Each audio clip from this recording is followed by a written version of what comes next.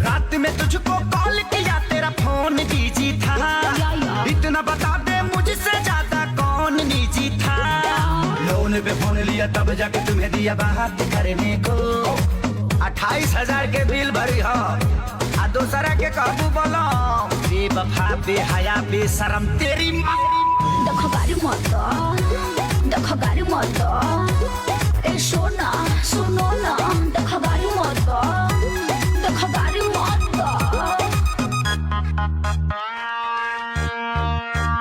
ओफो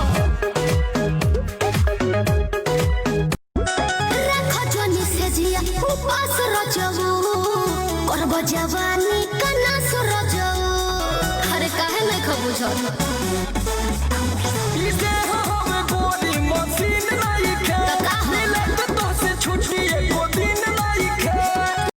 कैसो कैसो प्यार भइल इनसे इजहार भइल, काने काने जाने कैसे गाँव में प्रचार भइल। ठीक है पंचायत कई बार भइल, थाने FIR भइल, हमारा घर से इनका घर से लाठी लाठी मार भइल। ठीक है होएंगे पलट बाकी नहीं के संग में, घर अपना हम बसाएंगे, नून रोटी खाएंगे, जिंदगी संग ही बिताएंगे। ठीक है नमस्ते बोलो। आलू गोभी सस्ते, अब निकलो अपने रास्ते।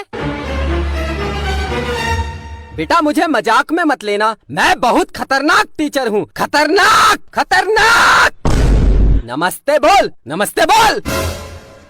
नमस्ते नमस्ते।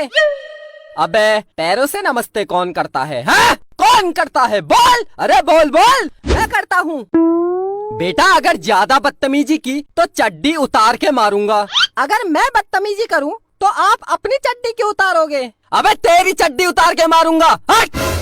तुम लोगों ने क्या आइटम पाल रखा है ये बता तुझे क्या आता है? मुझे गाना गाना आता है, परदेसी परदेसी जाना नहीं मुझे छोड़ के, मुझे छोड़ के।